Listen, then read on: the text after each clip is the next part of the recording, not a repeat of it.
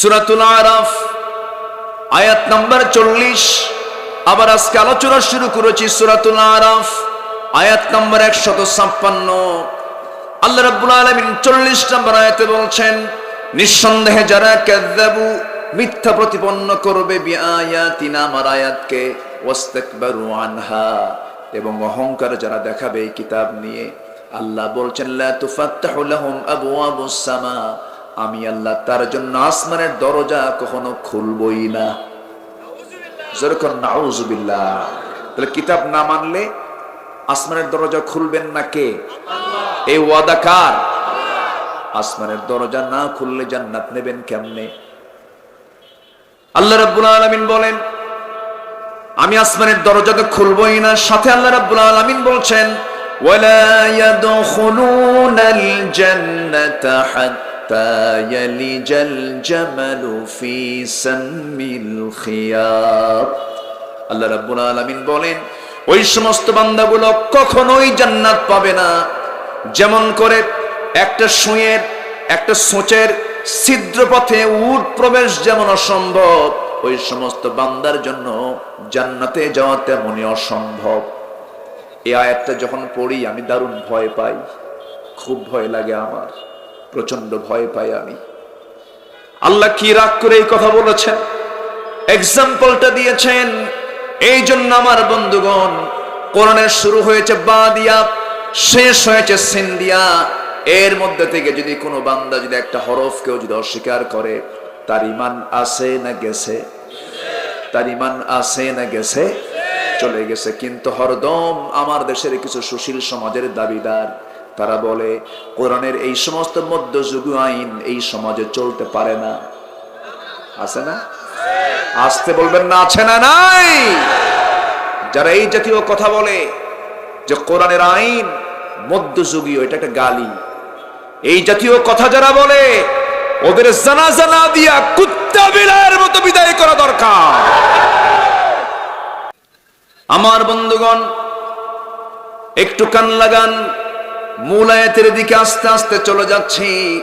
আমরা কল্যাণ পেতে চাই কার কাছে বলেন? আল্লাহ রাব্বুল আলামিন এখানে একজন নবীর দোয়ার কথা বলেছেন। সকল নবীর দোয়া কোরআনে আছে না নাই বলেন? অনেক নবীর দোয়া আল্লাহ রাব্বুল আলামিন কোরআনে বলেছেন। কিন্তু আদম আলাইহিস সালাতু ওয়াস সালামের সময় তো সব নবীর দোয়া ছিল না, নূহের সময় সব নবীর দোয়া ছিল না, জাতির পিতা ইব্রাহিম আলাইহিস সালামের সময় সব নবীর দোয়া ছিল না। কিন্তু আমার নবীর সর্বশেষ হওয়ার কারণে আল্লাহ তাআলা আমাদেরকে সব নবীর দোয়াগুলো আমাদেরকে জানিয়ে দিয়েছেন। জোরে বলে সুবহানাল্লাহ। কি সুন্দর! এই জায়গায় একজন পয়গম্বর দোয়া করেছেন, সেই দোয়াটা আল্লাহ রাব্বুল আলামিন কোরআনে কোট করে দিয়েছেন। আমার নবীর আগের নবী একজন নবী ছিলেন যিনি আল্লাহর সঙ্গে ডাইরেক্ট কথা বলতেন, কোনো ভায়া লাগতো না, ডাইরেক্ট আল্লাহ তার সঙ্গে কথা বলতেন। এবং খুব রাগী মানুষ ছিলেন, খুব মেজাজি মানুষ ছিলেন। বনি ইসরাঈলদের তিনি নবী ছিলেন যিনি আল্লাহকে দেখতেও চেয়েছিলেন, দেখতে পারেন নাই দুনিয়াতে। সেই নবীর নামটা কি বলুন তো? খুব রাগী নবী ছিলেন, খুব মেজাজি নবী ছিলেন।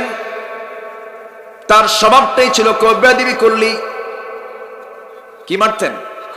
থাপ্পড় মেরে দিতেন। মালাকুল মউত একদিন তার জান কবজ করার জন্য আসছে, সামনে দাঁড়ায় বলে আনা মালাকুল মউত, আপনার জান কবজ করার জন্য আসছে। কে তাই দিকায় কাছে নিয়ে আসছে, কাছে নিয়ে এসে মারছে একখান থাপ্পড়। আল্লাহর কাছে গিয়ে বলে আল্লাহ তুমি কার কাছে পাঠাইছো? জান কবজ তো উল্টা আমারই হতে নিস।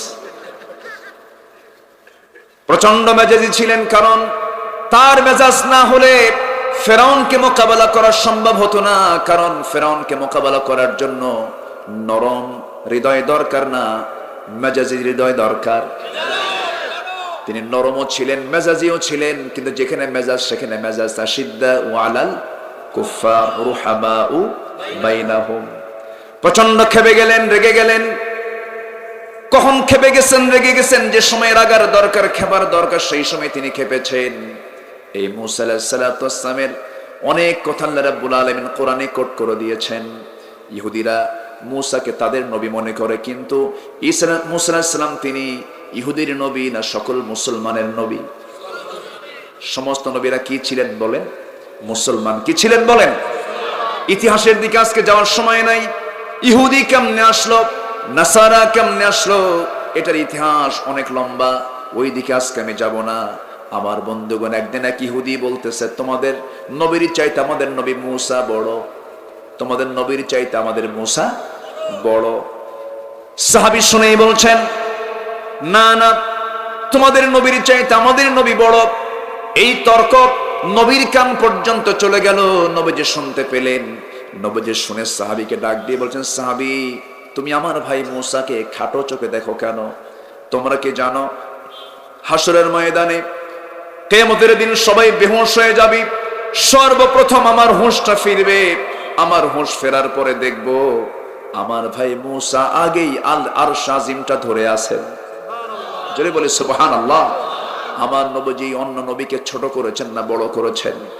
কিন্তু চোকা পাথর যখন নবীর দেহে মারা হলো, নবীজির শরীর এত নরম ছিল, হাতের ভিতরে হাত যখন ঢুকে যেত একদম এত তুলতুলে ছিল, তুলার চেয়েও নরম ছিল। আমার রাসূলকে আল্লাহ তাআলা এত সুন্দর করে বানিয়েছেন, কিয়ামত পর্যন্ত এত সুন্দর কোনো বান্দা পৃথিবীতে আসবে না। এত সুন্দর সুন্দর চেহারার দিকে তাকায়া, সুন্দর চেহারার দিকে লক্ষ্য করে তারা পাথরটা মানলো। ফিনকি দিয়ে রক্ত পড়া শুরু হলো।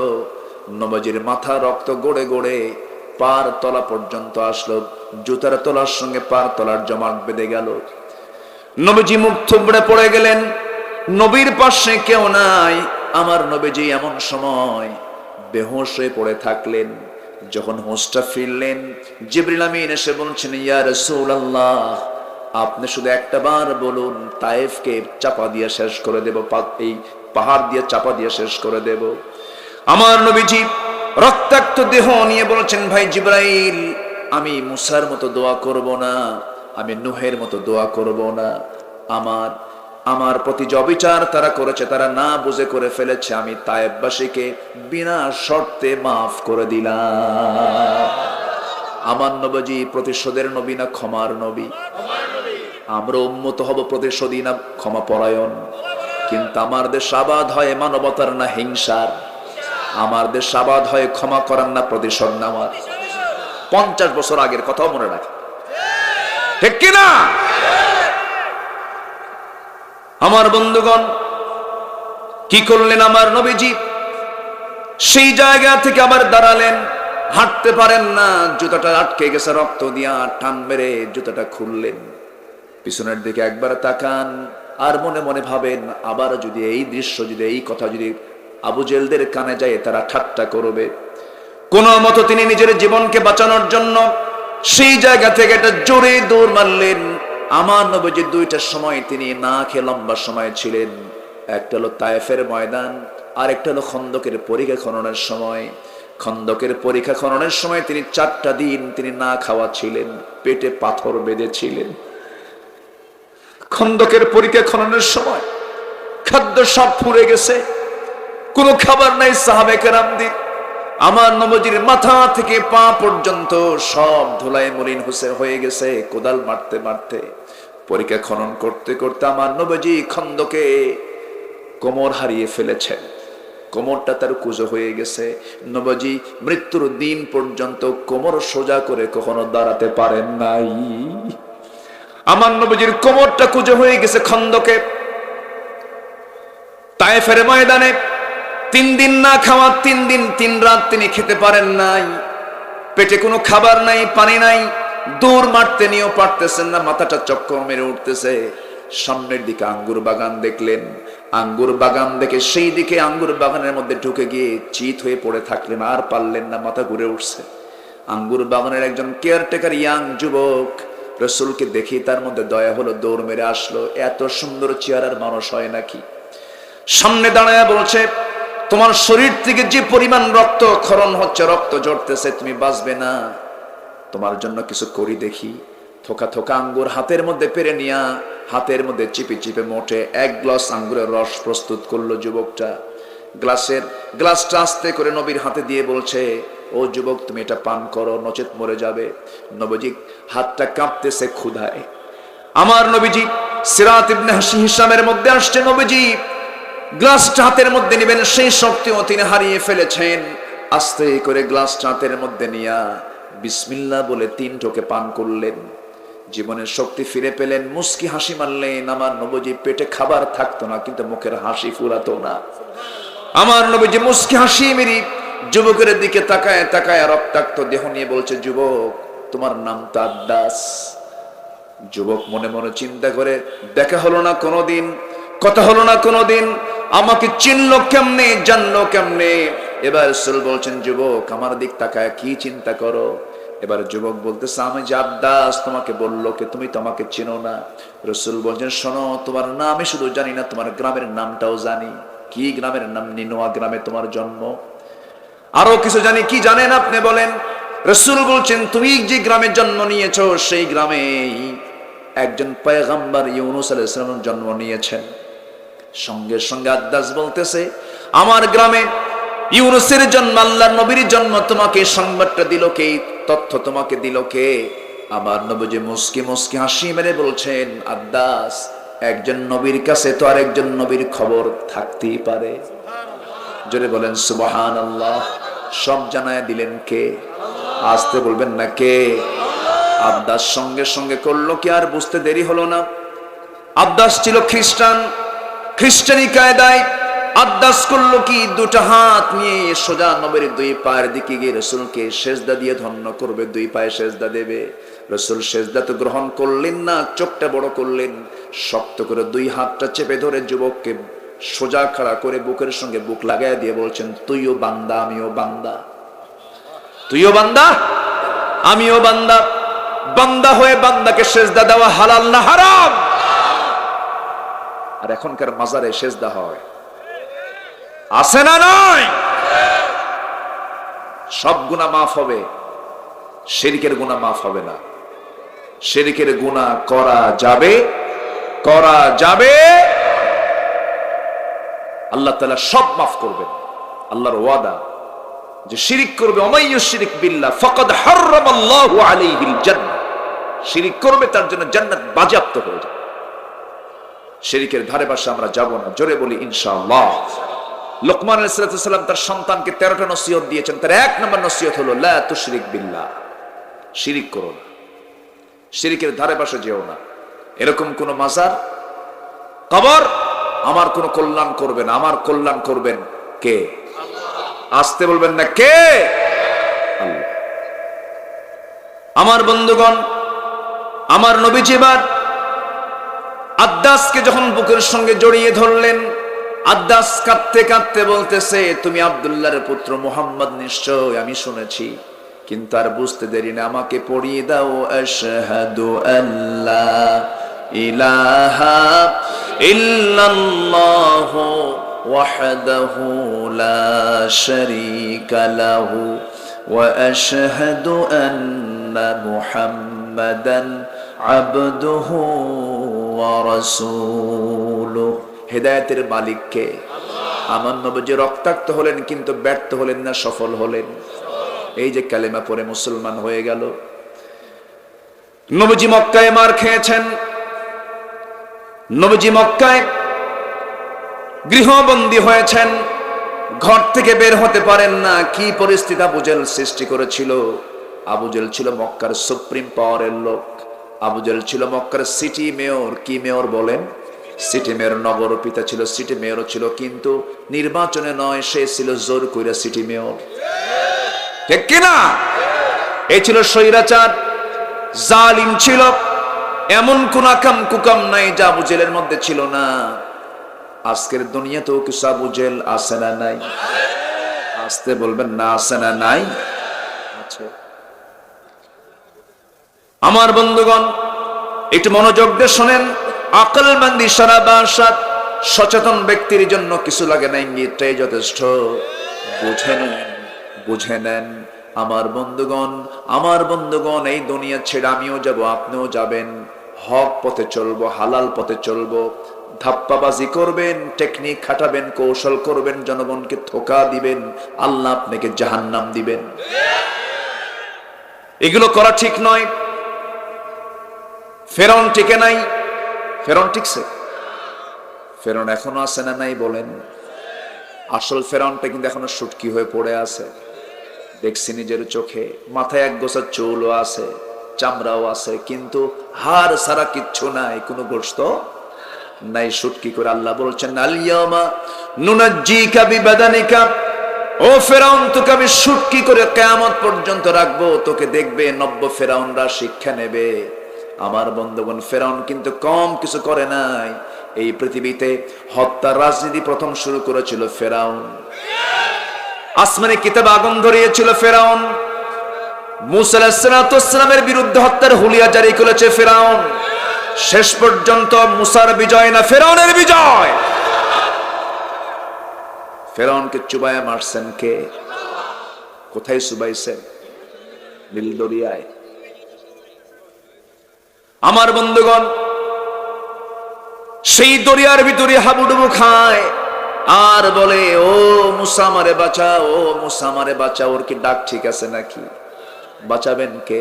আল্লাহ। এবার বলতেছে মূসার আল্লাহ আমাকে বাঁচাও, মূসার আল্লাহ আমাকে বাঁচাও, মানে ওর আল্লাহ এখনো হয় নাই।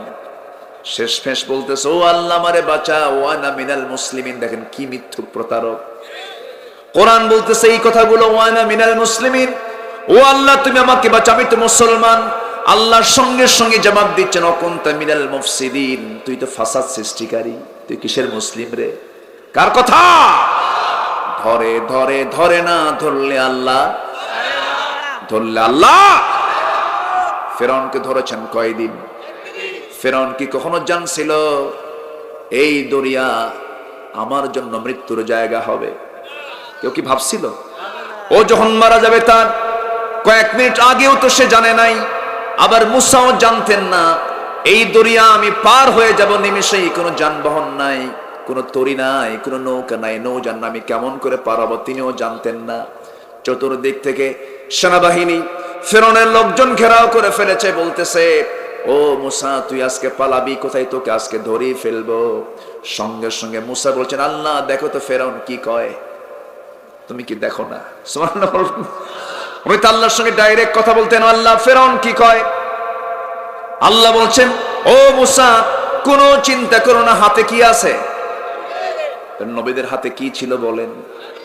নবীদের হাতে কি ছিল? আর আমরা কি নিয়ে থাকি? কিছুই তো নাই। হ্যাঁ, আমার নবীর ঘরে ছিল ফার্নিচার না অস্ত্র? আমার নবীর ঘরে কি ছিল? আমার নবীর ঘরে কোনো ফার্নিচার ছিল না, খাবার ছিল না। নবীজি আম্মা জান আয়েশা বলেন ঘরের মধ্যে ঢুকতেন, খাবার পেতেন না, মাঝে মাঝে খাবার থাকতো না, শুধু পানি পান করে রোজার নিয়ত রোজা রাখতেন। মাসের পরে মাস চলে গেছে, নবীর ঘরের উনুনে চুলায় আগুন জ্বলে নাই, কিন্তু নবীর ঘরে শোভা পেত। এখানে একটা তরবারি, ওখানে একটা তরবারি, ওখানে লৌহ বর্ম, ওখানে যুদ্ধের পোশাক। আমার ঘর, নবীর ঘরটা ছিল অস্ত্র দিয়ে ভরা। নবীজির দিনের বেলা কেটেছে ঘোড়ার পিঠে, রাত্রে বেলা জায়নামাজে। শুধু জায়নামাজ খুঁজবেন আর মায়ের খাবেন। মায়ের খাওয়া সুন্নাত, মার দেওয়া সুন্নাত, ঠিক কিনা? শুধু মায়ের খাবো না, মার দেবো আমরা। জোরে কোন ঠিক কিনা? আরো জোরে বলুন ঠিক কিনা? মার খাবো, মার দেবো। মক্কায় রাসূল মার খেয়েছেন আর মদিনায় এসে মার দিয়েছেন। আবু জেল শেষ হয়নি, মার না দিলে শেষ হয়েছে না? আস্তে করে মারছে, আস্তে মারলাম, এরকম করে মারছে। ৭০টা শেষ একসাথে।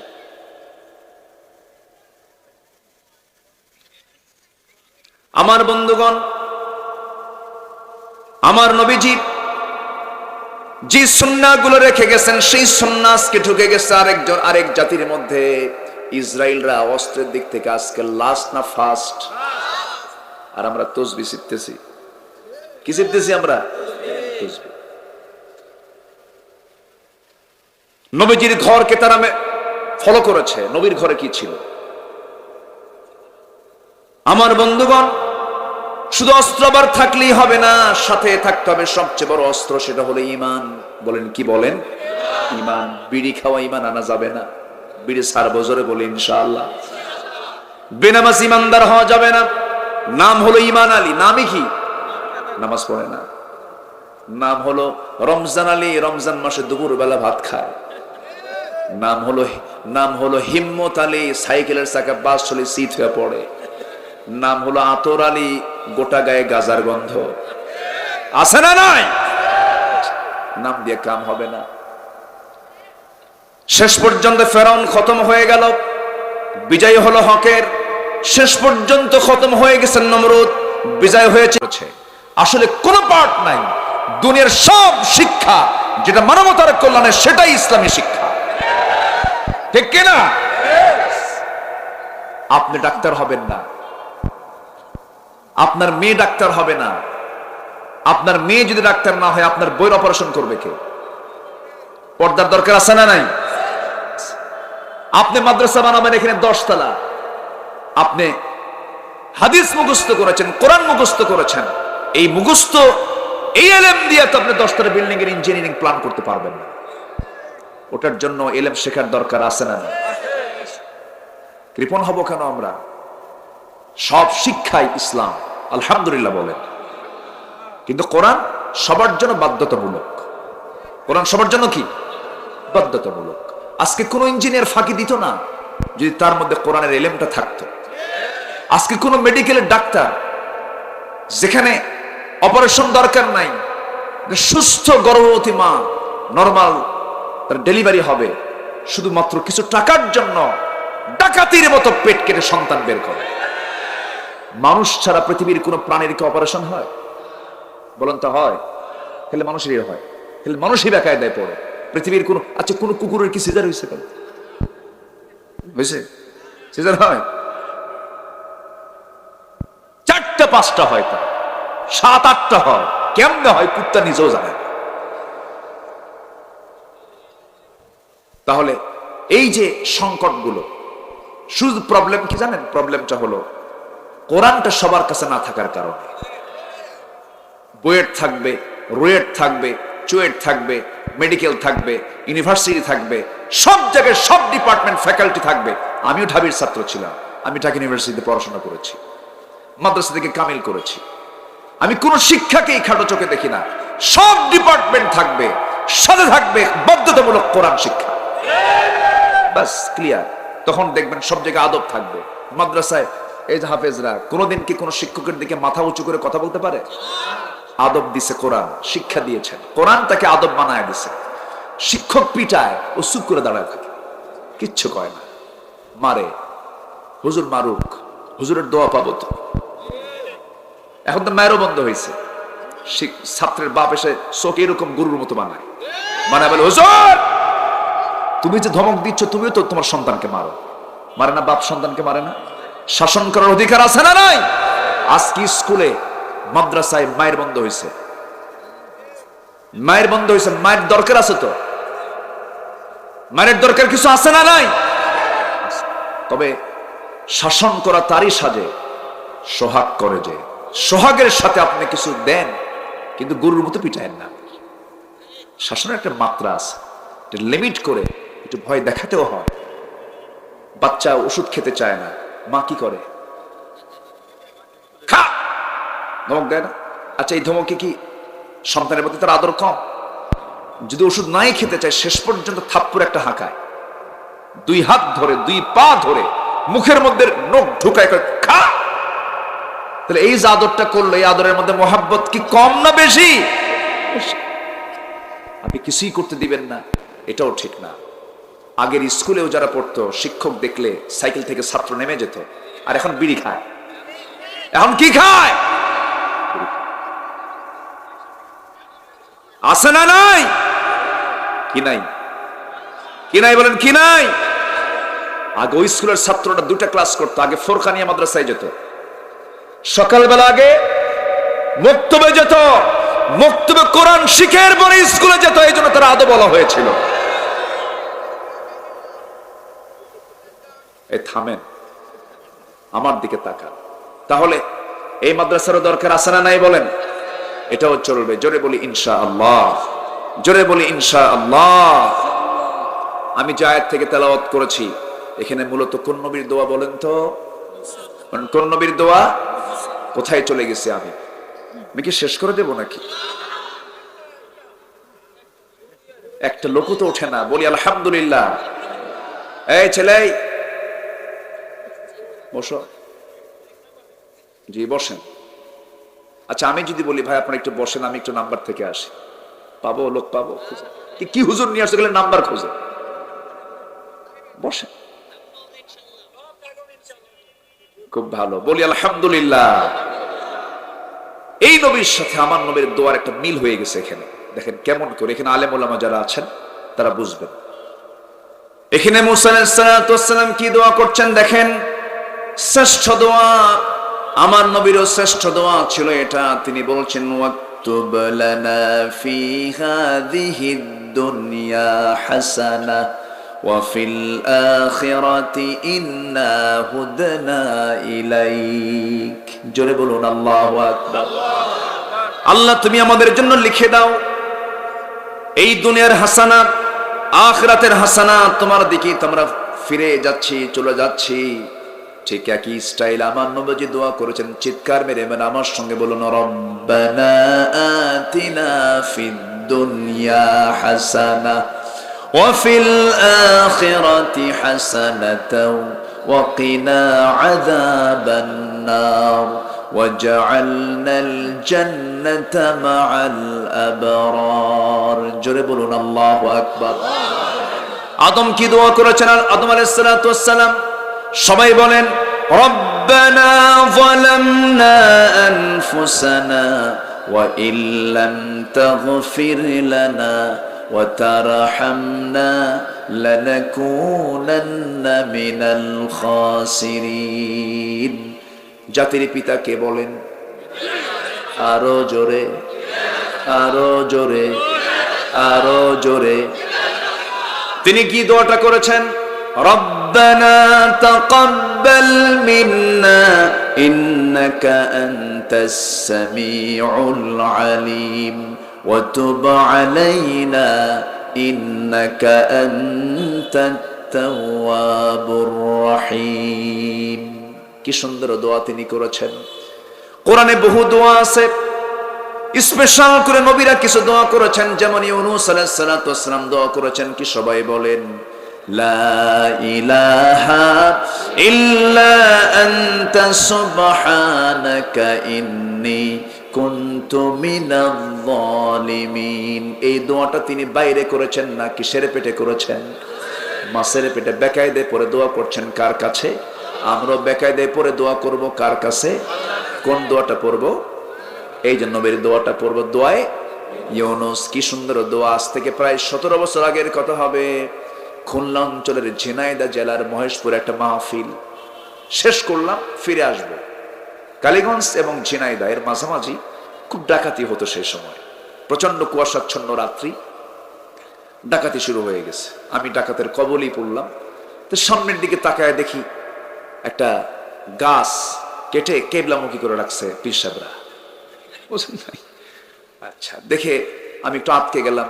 কি যে হয়, কি যে কপালে আছে আজকে, কি মাইটের খাবো আল্লাহ জানে। তা আমি সেদিন আমার নিজস্ব গাড়ি ছিল, একটা গাড়ি ভাড়া করেছি, ড্রাইভারও নতুন, গাড়িও নতুন। তো ড্রাইভারকে বললাম সামনে মনে হয় ডাকাতি চলে, একটু দোয়া ইউনূস পড়ো। তো ড্রাইভারটা আবার একটু ঠসা, কানে কম শোনে। তো যখন কইছে দোয়া ইউনূস পড়ো, হুজুর ইউনূসকে এই নিয়ে পড়ছে আরেক মুসিবতে, বুঝলেন? একে তো বিপদ, আরেকদিকে সে শোনেন। সামনে খুব আওয়াজ হচ্ছে, চিৎকার কান্নাকাটির আওয়াজ শোনা যাচ্ছে, মানে হিট করতেছে জোর করে, ওই ট্রাকের ক্যাবিনে ঢুকছে, যার থেকে যা পাচ্ছে নিয়ে নিচ্ছে। তো কিছুক্ষণ পর আমি ভাবলাম আল্লাহ, মাছের পেটে তো ইউনূস আলাইহিস সালাম ছিল, দোয়া করছেন, এর চেয়ে কত জটিল জায়গা। সমুদ্রের একদম সেই নিচে কোনো আলো নাই, বাতাস নাই, সে অন্ধকার, সেই মাছের পেটে তিনি ছিলেন। তিনি যদি সেই জায়গা থেকে নাজাত পান। দোয়াটা পড়তে লাগলাম, দোয়া পড়তেছে, বারবার দোয়া পড়তেছে। কিছুক্ষণ পরে এসে দেখি এক ডাকাত দলের সদস্য আমার গাড়ির গ্লাসে এসে নক দিচ্ছে। আমি তো মানে নড়ে চড়ে উঠলাম। তো ভাবলাম আল্লাহ, দোয়া ইউনূস তো পড়লাম, কাম তো হয় না। কি কথা কি বুঝতেছে?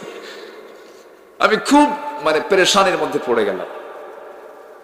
তো আমিও খুলতেছি না, আমি লক দিয়ে ড্রাইভারকে বলছি লক দিয়ে রাখো, খুলতেছি না, বারবার নক দিচ্ছে। কিছুক্ষণ পর সামনের এক ডাকাত এই ডাকাতকে ডাক দিচ্ছে ইঙ্গিত দিয়ে, এদিকে আয়। এদিকে আস্তে করে সে চলে গেল। আল্লাহ তাআলা কোনো মতো বাঁচালেন সেদিন। সে রাতটা আল্লাহ তাআলা বাঁচায় দিয়েছেন, আলহামদুলিল্লাহ বলে। তো বিপদ হলে, মুসিবত হলে পরে যদি চাওয়া যায়, আল্লাহকে দেন না? আসতে কয় দেন না? আচ্ছা যদি না দেন কি মন খারাপ নাকি? আল্লাহ দিবেন, আল্লাহ দিবেন, হয়তো দেরিতে দিবেন। যদি এই দুনিয়াতে না দেন, কোন দিন দিবেন? আখিরাতে দিবেন। এই সান্ত্বনা নিয়ে আমরা থাকি। অনেকে আল্লাহর কাছে চায়, দেয় না। 4টা মেয়ে আর প্রতিবেশীর ঘরে 4টা ছেলে। এই মেয়ের মা কয়, আল্লাহ তোমার চোখ কি আসলে কানা হয়েছে? ওখান থেকে 2টা, এখান থেকে 2টা দিলেই তো কাম হয়ে যায়। দেখেন কি সংখ্যা মিলায়। আসল সংখ্যার হিসাব কার কাছে? আসতে বলবেন না, কার কাছে? আল্লাহর কাছে। আল্লাহ তাআলা আমাকে 4টা মেয়ে দিয়েছেন। এত আস্তে আলহামদুলিল্লাহ বললেন। বিয়ে কি আপনি দিবেন না আমি দিব? একটু জোরে বলেন আলহামদুলিল্লাহ।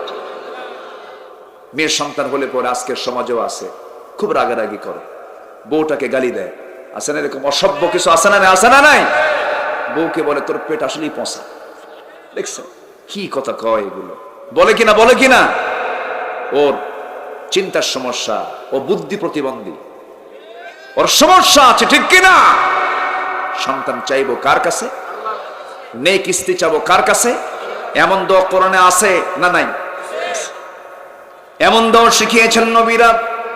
রব্বানা হাব লানা মিন আজওয়াজিনা ওয়া যুররিয়াতিনা কুররাতা আ'য়ুনি ওয়াজআলনা লিল মুত্তাকিনা ইমামা। জোরে বলুন আল্লাহু আকবার। এখানে স্ত্রীর দোয়া আসছে, সন্তানদের দোয়া আসছে, বংশের দোয়া এসেছে। সব দোয়া আল্লাহ রাব্বুল আলামিন শিখিয়ে দিয়েছেন। এরকম করে আমার নবীকে আল্লাহ তাআলা বহু দোয়া শিখিয়ে দিয়েছেন। এই দোয়াগুলো আমরা শিখব। এই আজকের আয়াতের ভিতরে যে দোয়াটা মুসা আলাইহিস সালাম করেছেন, আল্লাহ দুনিয়ার হাসানা দাও, আখিরাতের হাসানা দাও। দুনিয়ার হাসানা হলো, আমার বন্ধুগণ, শুধু 1000 টাকার মালিক হলেই কিন্তু দুনিয়ার হাসানা হয় না। 1000 কোটি টাকার মালিক কিন্তু সারা দিনে 4 গ্রাম 5 গ্রাম ভাত খায়, খেতে পারে না। আছে না নাই? হাসানা আসে কার পক্ষ থেকে? আসতে হলো না কার পক্ষ থেকে? দুনিয়ার কল্যাণ পেতে হলে আল্লাহর কাছে চাইতে হবে। আল্লাহ বলছেন, বান্দা হাসানা যদি পেতে চাও, কল্যাণ যদি পেতে চাও, আমি আল্লাহ তোমাকে জানিয়ে দিচ্ছি, কোরআনটাকে ধরো, সব হাসানা আমি তোমাকে দেব। আর কোরআন যদি ছাড়ো, আমান আ'রাদা আন যিকরি ফাইন্না লাহু মাঈশাতান দানকা ওয়া নাহশুরুহু ইয়াওমাল কিয়ামাতি আ'মা। জোরে বলুন আল্লাহু আকবার। আমার কোরআন থেকে দূরে থাকবি, দুনিয়ার জীবনকে আমি তোমার জন্য সংকীর্ণ করে দেব। শান্তি পাবা না, আরাম পাবা না। ঘরের মধ্যে ঢুকবা, তোমার ছেলেটা পিস্তল ধরবে তোমার মাথায়। এরকম সন্তান আছে না? ইয়াবা খায় মেয়েটা শীত হয়ে পড়ে থাকবে। তোমার বউ তোমার কথা শুনবে না, অবাধ্য হয়ে যাবে। এই তোমার দুনিয়ার জীবনটা তোমার সংকীর্ণ হয়ে যাবে।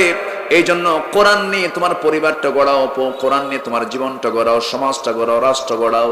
এই জন্য মেহনত করো। আজ থেকে বেশ কিছু আগে একটা ঘটনা মনে পড়লো। ঢাকার কোন এক মুরব্বী, ধানমন্ডির বাসিন্দা, রাত 12টা 1টার দিকে ফেসবুক লাইভে এসে একজন অভিনেতার শ্বশুর পিস্তলটা নিয়ে, মনে আছে না, বসে না, মাথায় নিয়ে বলতেছে, আমি আত্মহত্যা করব। আমার বউ আছে, বাচ্চা আছে, ছেলে আছে, মেয়ে আছে, জামাই আছে, কিন্তু সব আমাকে ঠকাইছে।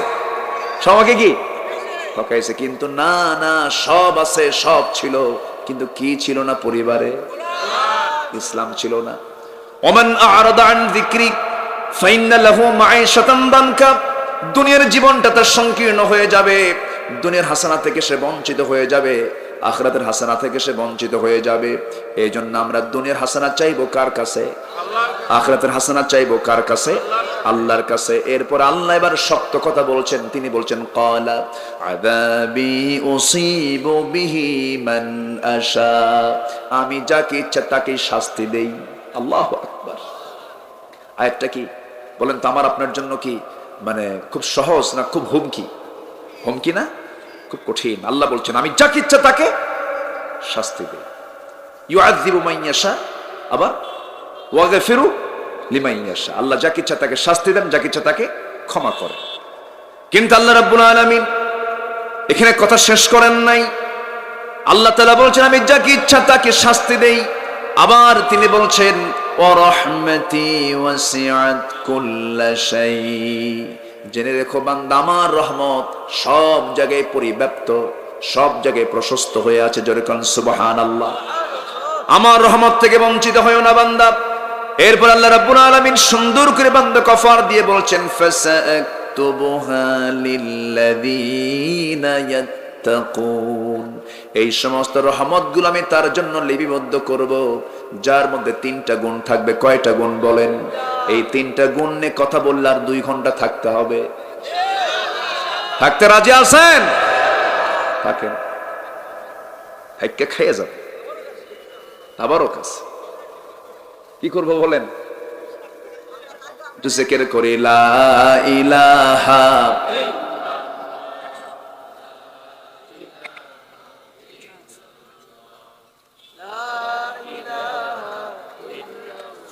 আরো জোরে লা ইলাহা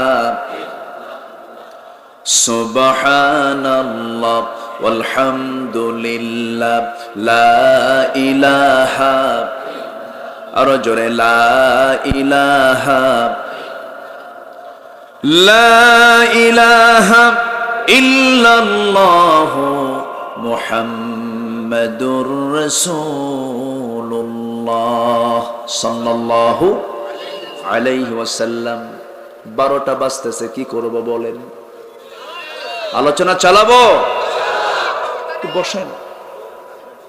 কিছু মুরব্বী তারা কষ্ট পাচ্ছে। মা বোন কি মাহফিল আসছে? মা বোন আছে? আল্লাহু আকবার। তাদের বসার জায়গা করছেন? জি আলহামদুলিল্লাহ। আল্লাহ তুমি মা বোনদেরকে কবুল করো, জোরে বলি আমিন। একটু বসেন। আমি খুবই আনন্দিত, আমি খুবই খুশি আপনাদের উপরে যে এত ধৈর্যের মানসিকতা নিয়ে বসে আছেন আপনারা। বলি আলহামদুলিল্লাহ, জোরে বলি আলহামদুলিল্লাহ। জি, 3টা গুণ আমরা অর্জন করলে রহমত পাবো কার? রহমত কার দরকার? দুনিয়ার কারো কিছু লাগবে আমার? কারো দরকার আছে আমার? আমার জন্য কে যথেষ্ট? লাইসাল্লাহু বিকাফিন আবদা, আমার জন্য আল্লাহ যথেষ্ট। আল্লাহ বলছেন 3টা গুণের 1 নম্বর গুণ হলো লিল্লাযীনা ইয়াত্তাকুন, যারা তাকওয়ার গুণ অর্জন করতে পেরেছে, যারা মুত্তাকি হতে পেরেছে। বলি আল্লাহু আকবার। মুত্তাকি কাকে বলে? মুত্তাকির ব্যাখ্যা কোরআনে আছে না নাই? মুত্তাকি কারা কারা এই কথাও আছে না নাই? একটু লম্বা কথা শর্ট করে বলবো, 2 ঘন্টা বলে আপনাকে বড় বিপদের কথা বলবো না, আপনাকে আমি কষ্টের মধ্যে ফেলে দিব না। 2 ঘন্টার সময় আপনার জন্য কষ্টের কারণ হবে, আমি একটু অল্প সময়ের মধ্যে শেষ করব। একটু বসে ধৈর্য ধরে শুনুন। মুত্তাকি কাকে বলে? মুত্তাকি কারা কারা? আল্লাহ রাব্বুল আলামিন কোরআন খুললেই আমরা দেখতে পাই, বলে দিয়েছেন। যারা পারেন সুন্দর করে বলুন আল্লাযীনা ইউমিনুনা বিল গায়ব ওয়া ইউকিমুনাস সালাতা ওয়া মিম্মা রাযাকনাহুম ইউনফিকুন والذين يؤمنون بما أنزل إليك وما أنزل من قبلك وبالآخرة هم يوقنون। জোরে বলুন আল্লাহু আকবার। আল্লাহর প্রতি বিশ্বাস, নামাজ কায়েম, আল্লাহর পথে দান, কিতাবকে বিশ্বাস, আখিরাতকে বিশ্বাস, এই 5টা কাজ যার মধ্যে থাকবে আল্লাহ রাব্বুল আলামিন বলছেন তারাই হলো সফল কাম, তারাই হলো মুত্তাকি। এই মুত্তাকির বাস্তব প্রমাণ ছিলেন সাহাবে কেরাম। কি তাকওয়া তাদের মধ্যে ছিল? 4 জন খলিফার প্রথম খলিফার নাম কি বলেন? প্রথম খলিফার নাম কি বলেন? আবু বকর। দ্বিতীয় খলিফার নাম কি? ওমর। অনেকদিন আগে এক মাহফিলে বললাম ওমরে ফারুকের নামটা জানেন কে কে? কে কে চিনেন? সামনে থেকে এক ছোট্ট বাচ্চা দাঁড়ায় বলে হুজুর আমি ওমরে ফারুককে চিনি। কে? আমাদের বাড়ির দোতলায় ভাড়া থাকে। বুঝলেন? আমার বন্ধুগণ, সাইয়েদনা ওমর ফারুক তো সাধারণ কোনো ব্যক্তি নন, যার মাথা থেকে পা পর্যন্ত তাকওয়া দিয়ে ভরা। আল্লাহু আকবার। তাকওয়া দিয়ে ভরা, গোটা দেহ তার তাকওয়া দিয়ে ভরা ছিল। কি তাকওয়া আল্লাহ রাব্বুল আলামিন তার মধ্যে দিয়েছিলেন। এই দুনিয়াতে জান্নাতের সংবাদ পেয়েছেন কয়জন সাহাবী বলেন? 10 জন সাহাবীর মধ্যে অন্যতম হচ্ছেন ওমর ফারুক রাদিয়াল্লাহু তাআলা আনহু। এমন একজন ব্যক্তি ছিলেন। তাকওয়া কাকে বলে একটু এক্সাম্পল দিলেই ভালো হবে। গোটা দুনিয়ার ভিতরে অর্ধ পৃথিবীর শাসনকর্তা ছিলেন সাইয়েদনা ওমর ফারুক রাদিয়াল্লাহু তাআলা আনহু। গোটা দুনিয়ার অর্ধেকটা তিনি শাসন করেছেন। বিশাল তিনি প্রভাবশালী একজন লিডার ছিলেন, সম্রাট ছিলেন, খলিফা ছিলেন। কিন্তু এত বড় খলিফাতুল মুসলিমিন হওয়ার পরেও সিম্পল জীবন যাপন করতেন।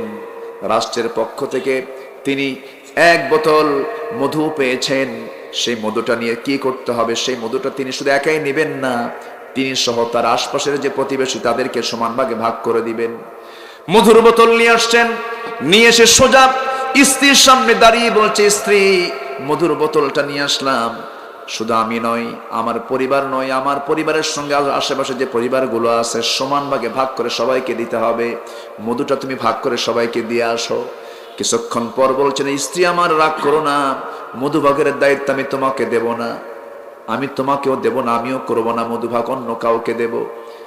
স্ত্রী একটু মনক্ষুণ্ণ হলেন, সঙ্গে সঙ্গে ওমর ফারুক করলেন কি, মধুর বোতল নিয়ে প্রতিবেশীর ঘরের মধ্যে ঢুকে বলছেন, ও প্রতিবেশী, এই যে মধু দিয়ে গেলাম, এই যে 7-8 জন প্রতিবেশী সহ আমাকে সমান ভাগে ভাগ করে মধুগুলো তুমি দিয়ে যাও, আমার অংশেরটা আমাকে দিয়ে যাবে।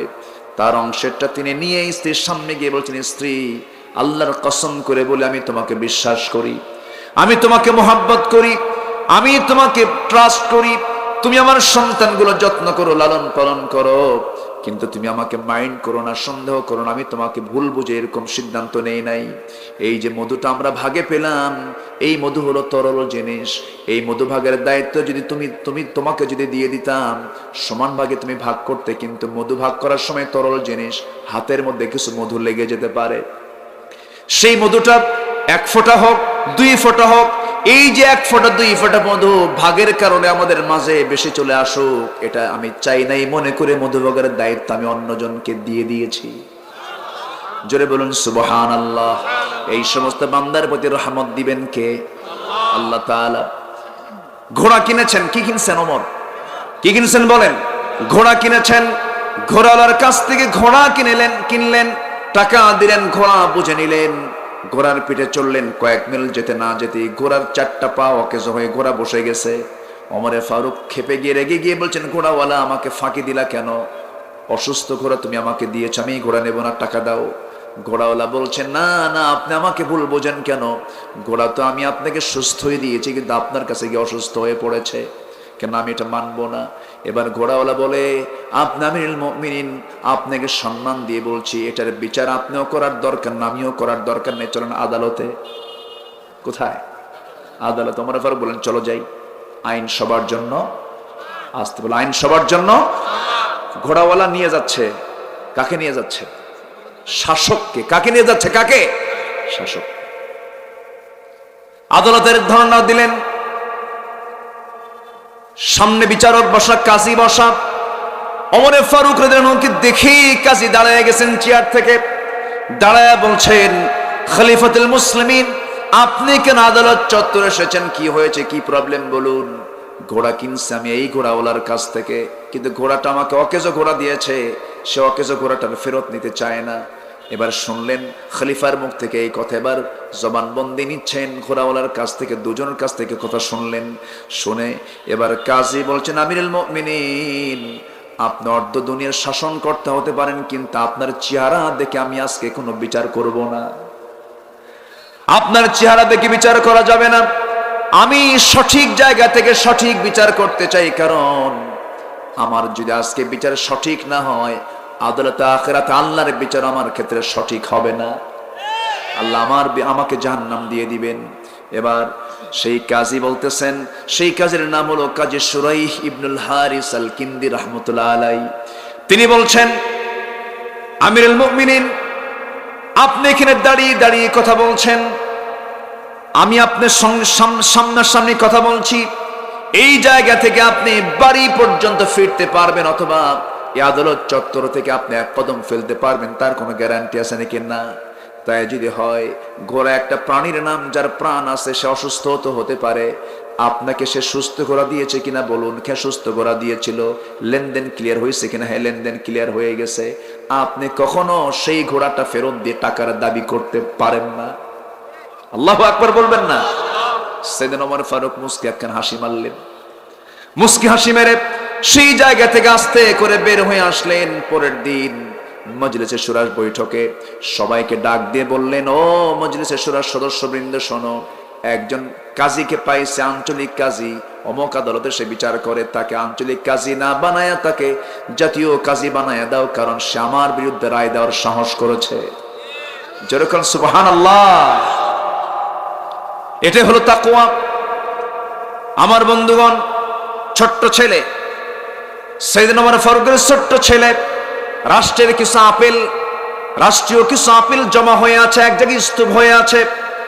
সেখান থেকে একটা আপেল হাতের মধ্যে নিয়ে ছোট্ট বাচ্চা, ছোট মানুষ মুখের মধ্যে একটা আপেল তুলে নিয়েছে। আপেলটা তোলার কারণে সাইয়েদনা ওমর ফারুক করলেন কি, সে আপেলটা মুখের ভিতরে নখ ঢুকায় দিয়ে জোর করে আপেলটা বের করে রেখে দিয়ে বলছে, যা মায়ের কোলে যা। মার কাছে যখন চলে গেছে, তার স্ত্রী একটু মন খারাপ করেছেন। ভিতরে ঢোকার সঙ্গে সঙ্গে বলতেছেন, আপনার কি একটু মায়া দয়া নাই? ছোট্ট সন্তান, আপনি এমনটা করলেন কেন? আমরা তো আপেল পাবোই কিছু ভাগে, আপনি এমনটা করলেন কেন? এমন তো করা ঠিক হয় নাই। আমরা তো ভাগে পাবো, সেখান থেকে একটা আপেল নয় কম নেব আমি। এই কথা শোনার সঙ্গে সঙ্গে ওমর ফারুক বলছেন, আমার স্ত্রী শোনো, যে আপেলটা সে মুখে নিয়েছে, সে আপেলটাই যে ভাগে পাবো তার গ্যারান্টি কি? এই জন্য আমি আপেল ভাগের আগে কোন আপেল নিতে চাই না, এই জন্য আমি তার আপেল মুখ থেকে বের করে নিয়েছি। আল্লাহু আকবার বলেন। এটার নাম তাকওয়া। এটার নাম কি? তাকওয়া।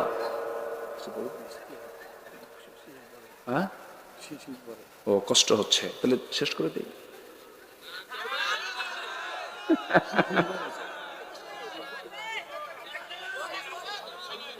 আলোচনা চালাবো।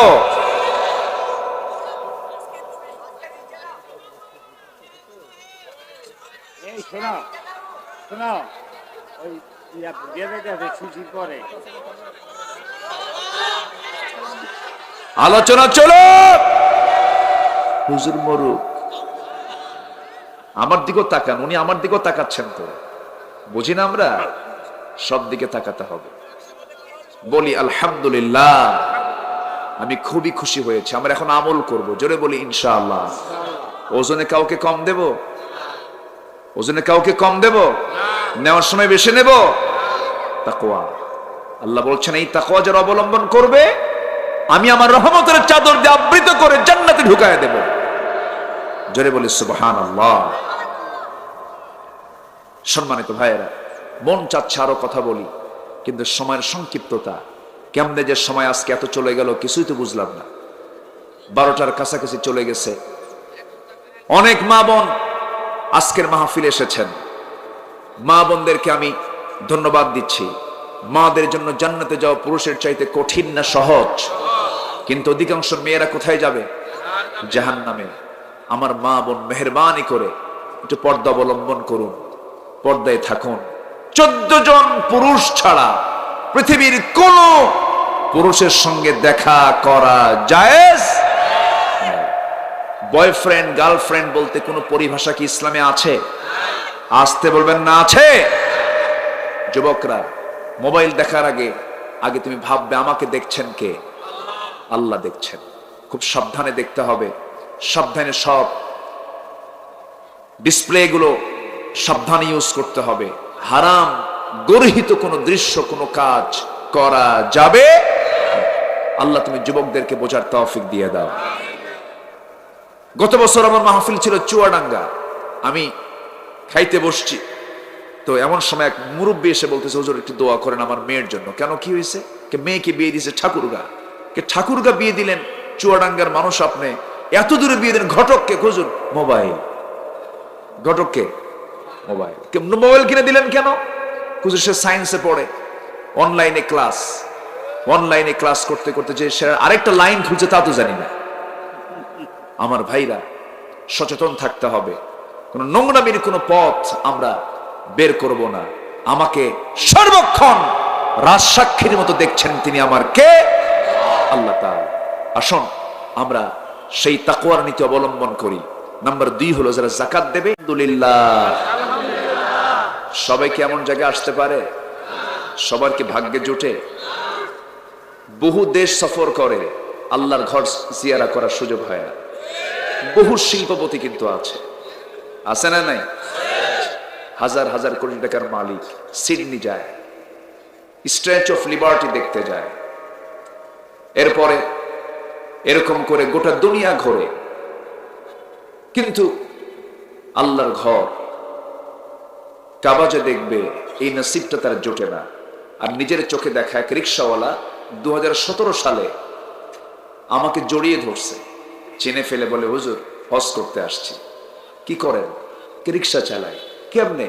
হুজুর 20 বছর ধরে একটু একটু করে টাকা জমিয়ে একসঙ্গে জমা করে হজে চলে আসছি। প্ল্যান, আপনি যা প্ল্যান করবেন তাই হবে। আমরা আমাদের যত প্ল্যান পরিকল্পনা আছে এর মধ্যে 1 নম্বর পরিকল্পনা আমরা রাখবো হলো কাউকে না সন্তুষ্ট করতে চাই। কাকে? আসতে বলবেন না, কাকে? এক জায়গায় না সব জায়গায়? সব জায়গায়। কেউ তো আমার আপন না। কেউ কি আমার আপন? ছেলেও কিন্তু আপন না, বাবাও আপন না, মা আপন না। একদিন সব আপন হবে না পর হবে? পর হয়ে যাবে। আপনি মারা যাবেন, আপনার লাশ কবরস্থ হবে, সম্পদ নিয়ে কাড়াকাড়ি শুরু হয়ে যাবে। এটাই দুনিয়া। আমরা আল্লাহকে আপন বানাবো, সব জায়গায় আপন করব কেমনে তার পদ্ধতি দিয়েছেন কোন কিতাবে বলেন তো? কোন কিতাবে? এমপি মহোদয় হয়তো উনি চলে যাবেন, রাগ করা যাবে না। ওনার এক প্রোগ্রাম না, হাজারো ব্যস্ততা আছে। উনি নিজেও চিন্তা করছেন আমি কি করি, যাব কেমনে, কি করব কেমনে। আপনার জন্য উন্মুক্ত, কারণ তারা একটা প্রোগ্রামের জন্য নয়, বহু জায়গায় তাদের কাজ আছে। আমরা তাকে রুখসত দিলাম, থাকতেও পারবেন, যেতেও পারবেন। আমরা তার জন্য দোয়া করি, আল্লাহ তুমি তাকে দ্বীনের খেদমতে আঞ্জাম দেওয়ার তৌফিক তুমি আল্লাহ দিয়ে দাও। আল্লাহ তার আব্বার কবরটাকে তুমি আল্লাহ জান্নাতের টুকরা বানিয়ে দাও। সম্মানিত ভাইয়েরা, আসুন আমরা মূল আলোচনার দিকে আস্তে আস্তে চলে যাই। উঠতে একটু দেরি হলো, শেষ হতে যদি দেরি হয় কষ্ট হবে? আমাকে সময় দেওয়া যাবে তো? সবাইকে সময় দিতে রাজি আছেন? আসুন আমরা ভূমিকায় আর বেশি নয়, মূল আলোচনার দিকে চলে যাই। জি, সমস্যা নেই। আলহামদুলিল্লাহ। না না না না, আলহামদুলিল্লাহ, খাস দেওয়া চাই। জি, সম্মানিত ভাইয়েরা, আসুন আমরা মূল আলোচনার দিকে চলে যাচ্ছি। আবার আপনি যাবেন না তো? বসুন। শুধু কিন্তু আমরা তাকে রুখসত দিয়েছি, আপনাকে কিন্তু রুখসত দেওয়া হয়নি। আপনি গেলে কিন্তু আমি আবার অপমানিত হয়ে যাব। আমি মেহমান হয়ে এসেছি, একটু বসুন। শুরু হয়েছে আলোচনা নাহমাদুহু দিয়ে, একটু দূরে বসতে হবে, আর দেখতে পাচ্ছেন একটু। হ্যাঁ, আচ্ছা। শুরু হয়েছে নাহমাদুহু দিয়ে, শেষ হবে কি দিয়া? মোনাজাত তথা দোয়া দিয়ে আমরা শেষ করব।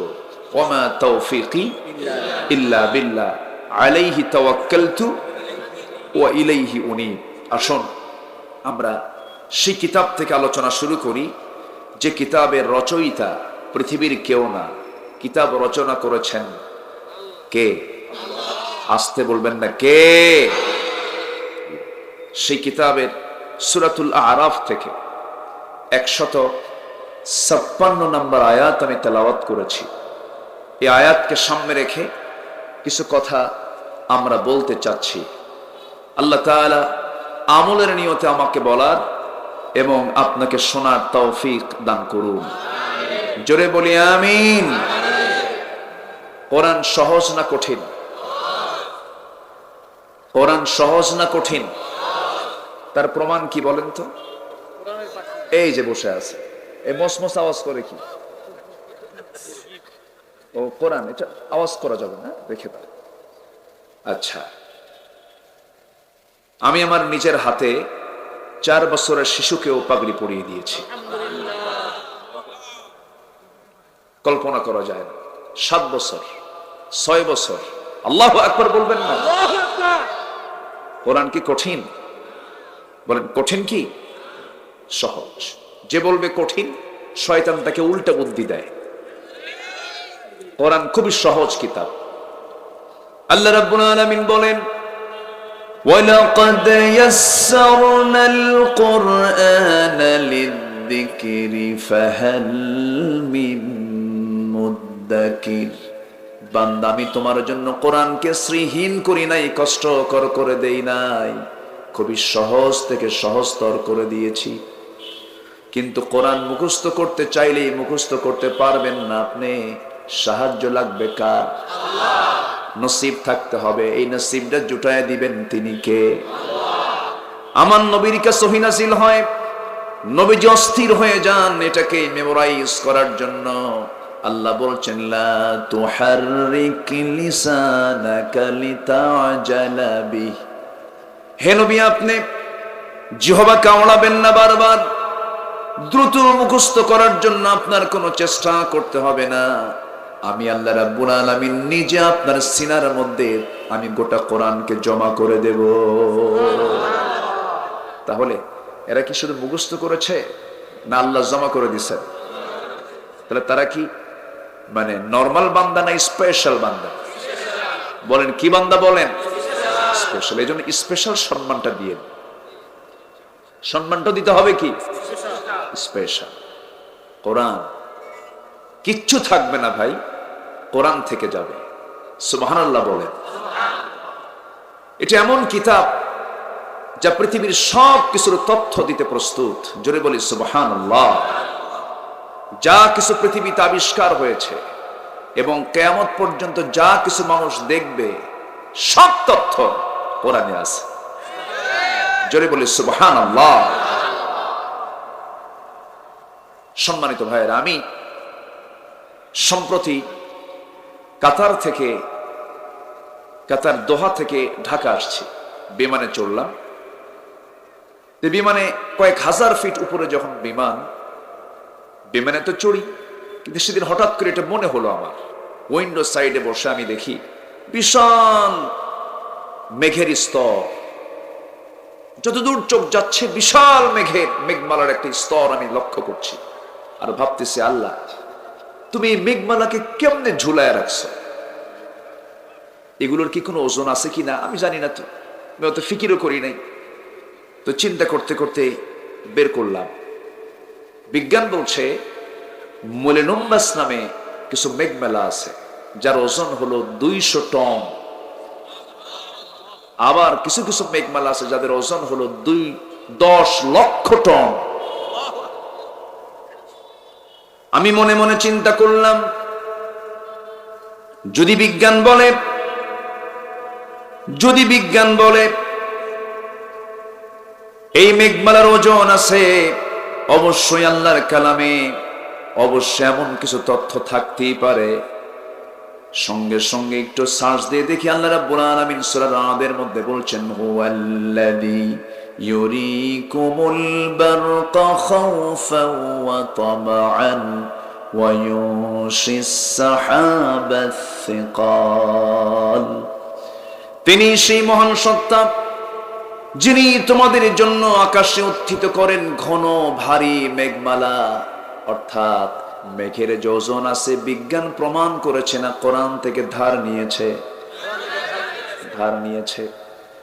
সারা জীবন বিজ্ঞান ভিক্ষুকের মতো হাত পেতে থাকবে কোরআনের কাছে, কারণ কোরআন তিনি রচনা করেছেন, তিনি নাজিল করেছেন, যিনি আকাশ বানিয়েছেন, যিনি সূর্য বানিয়েছেন, যিনি চন্দ্র বানিয়েছেন, তিনি আমার কে? আল্লাহ। আমার বন্ধুগণ, এই মাহফিলে যারা আসছি সবার কাছে আমার প্রথমেই একটা নিবেদন থাকবে, এই যে 13 জন আলোকিত মুখটা দেখতে পেতেছেন, এটা আমাদের বড় প্রেরণা। নিজে হয়তো আলিম হতে পারি নাই অনেকে, কোন আলিমান আও মুতাআল্লিমান আও মুস্তামিআন আও মুহিব্বান ওয়ালা তাকুন খামসান ফাতুহলি। সন্তানকে আলেম বানান, হাফেজ বানান, সন্তানকে ভালো করার জন্য পৃথিবীর কাউকে লাগবে না, সন্তানকে তুলে দেন হাতে কোরআন, সন্তানকে পাহারা দেবে এই কোরআন, আপনার সন্তানকে পাহারা দেবে, কিচ্ছু লাগবে না, কিচ্ছু লাগবে না। আজকে গোটা দেশে শিক্ষার হার কম না বেশি? বেশি। শিক্ষার হার বাড়ছে না? শিক্ষার হার কম না বেশি? বাপ মার প্রতি সেবার হার কম না বেশি? কম। কেন? শিক্ষার ফলাফল তেমন হওয়ার কথা ছিল না। শিক্ষার হারও বাড়বে, পিতা মাতার প্রতি সেবার হারও বাড়বে, এটাই স্বাভাবিক। কিন্তু কমলো কেন? অবশ্যই শিক্ষার ভিতরে নৈতিক শিক্ষার অভাব আছে না নাই? আসতে বলবেন না, আছে না নাই? আমি কি আলোচনা চালিয়ে যাব? যে মাঝে মাঝে দুই একজন করে যে উঠে, সমস্যা? ও চাপ। যদি চাপ হয় একটু নখটা উঁচু করবেন, ভাববো যে না আপনার কিছু প্রবলেম আছে। চাপ কিন্তু দু প্রকার, একটা হচ্ছে নিম্ন চাপ, আরেকটা হলো ঊর্ধ্ব চাপ। ঊর্ধ্ব চাপ হলো বিড়ি খাওয়া চাপ। এ চাপও কিন্তু কম না, কারণ আমার দেশে বিড়ি খাওয়া লোক কম না বেশি? এখানে হাত তুলতে বললে কিন্তু মনে হয় কোন অংশ কম উঠবে না। বাস্তব তো। আমার দেশে নামাজি বেশি না বেনামাজি বেশি? বলেন বলেন বলেন। দাড়িওয়ালা বেশি না দাড়িবিহীন বেশি? দাড়ি নাই এমন লোকই বেশি। আচ্ছা, বিড়ি খাওয়া বেশি না বিড়ি ছাড়া বেশি? মানুষ বিড়ি বেশি খায় না ভাত বেশি খায়? হ্যাঁ, বিড়ি তো বেশি খায়। কতবার যে খায় ও নিজেও জানেন। মানুষ ভাত খায় 3 বার, আর বিড়ি খায় আনলিমিটেড। রাত 3টার দিকে উঠে ঘুম ধরে না, বিড়ি খায়। সকালে বাথরুমে যায়, পায়খানা হয় না, ওখানে বিড়ি খায়। আছে না নাই? মুসলমানদের চারিত্রিক দিক কি এগুলো থাকার কথা ছিল? আসতে বলবেন না, ছিল। ফজরের সময় যে তার মস্তকটা আল্লাহর সামনে সঁপিয়ে দিতে পারে না, বিশাল বডি বানাইছে যুবক, জিম করে করে মাসল বানিয়েছে, বডি প্রস্তুত করেছে, কিন্তু ফজরে উঠতে পারে না। ওই বডির কোনো মূল্য আল্লাহর দরবারে নাই, ঠিক কিনা? দিন শুরু হবে কি দিয়া? সেজদা দিয়া। দিনের শুরুতে যদি আমি সেজদা দিয়ে আল্লাহকে ধন্য করি, শয়তান পরাজিত হয়ে যাবে। কিন্তু দিনটা যদি শুরু হয়ে যায় ঘুমটা দিয়া, ঘুম দিলাম, বুরিকালি উম্মতি ফি বুকুরিহা, আমার উম্মতের বরকতময় সময় হলো সকাল সকাল। তুমি ঘুম থেকে উঠো, সেজদায় পড়ে যাও, সালাত আদায় করো। আল্লাহ রাব্বুল আলামিন দুনিয়ার কল্যাণ দিবেন, দুনিয়ার হাসানা দিবেন।